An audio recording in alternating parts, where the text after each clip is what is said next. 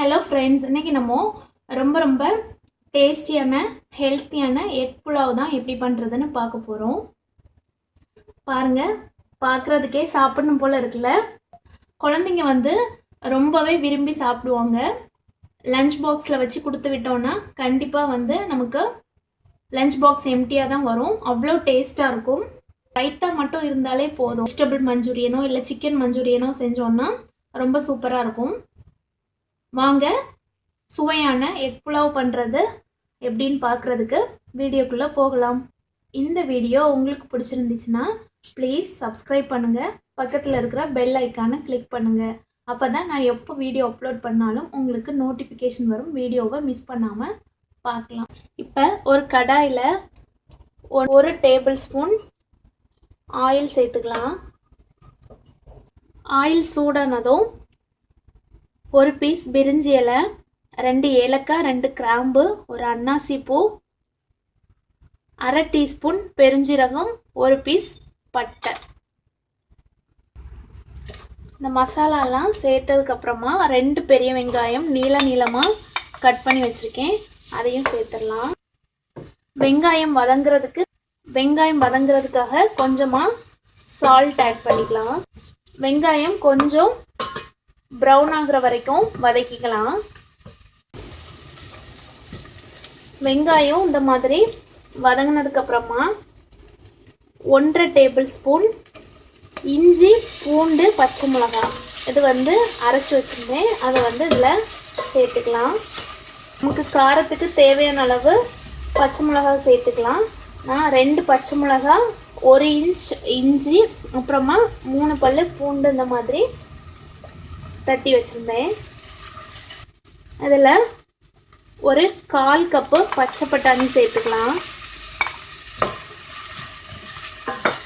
கலந்து விட்டதுக்கப்புறமா இந்த இஞ்சி பூண்டு பச்சை ஸ்மெல்லாம் போகிற வரைக்கும் வதக்கிக்கலாம். இப்போ இஞ்சி பூண்டு பச்சை ஸ்மெல்லாம் நல்லா போயிடுச்சு. அதில் 1 teaspoon chilli chicken masala, 1/2 teaspoon மிளகாய்த்தூள், 1/2 டீஸ்பூன் தனியாத்தூள், 1/4 டீஸ்பூன் கரம் மசாலா, 1/4 டீஸ்பூன் மஞ்சள் தூள் இதில் நம்ம சேர்த்துடலாம். பச்சை மிளகாவும் ஃபஸ்ட்டு நம்ம இதில் ஆட் பண்ணியிருக்கோம். ஸோ உங்களுக்கு எவ்வளோ காரம்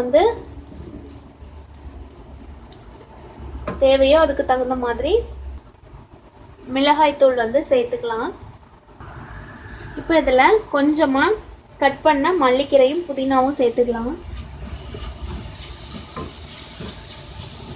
இப்போ இதில் நமக்கு தேவையான அளவு சால்ட் ஆட் பண்ணிக்கலாம். ஃபஸ்ட்டு வெங்காயம் வதங்குறதுக்கு மட்டும்தான் கொஞ்சமாக சால்ட் சேர்த்தோம். ஸோ இப்போது மொத்தமாக புலாவுக்கு தேவையான சால்ட் ஆட் பண்ணிக்கலாம். அப்புறமா இதில் 1 கப்பு பன்னீர் சின்ன சின்ன பீசஸாக கட் பண்ணி லைட்டாக எண்ணெயில் வறுத்து வச்சுருக்கேன், அதையும் இதில் சேர்த்துடலாம்.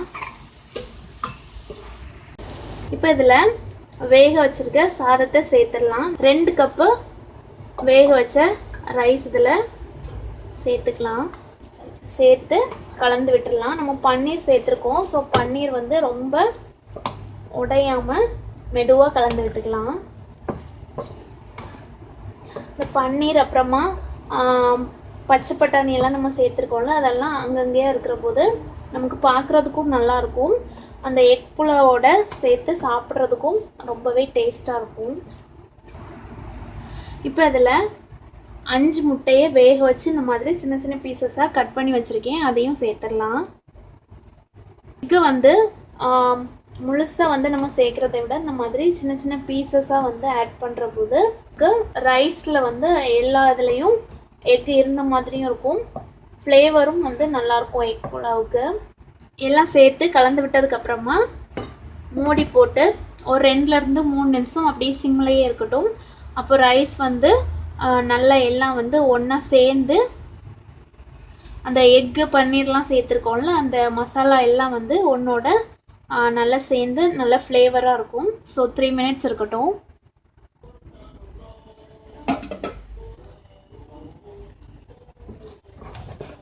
ஹெல்த்தியான டேஸ்டியான எக் புலாவ் சூப்பராக ரெடி ஆயிடுச்சு. கொஞ்சமாக ஃப்ரைட் ஆனியன்ஸ் வந்து சேர்த்துக்கலாம். இது அங்கங்கேயா இருக்கிற போது பார்க்குறதுக்கும் நல்லாயிருக்கும், சாப்பிட்றதுக்கும் நல்லாயிருக்கும்.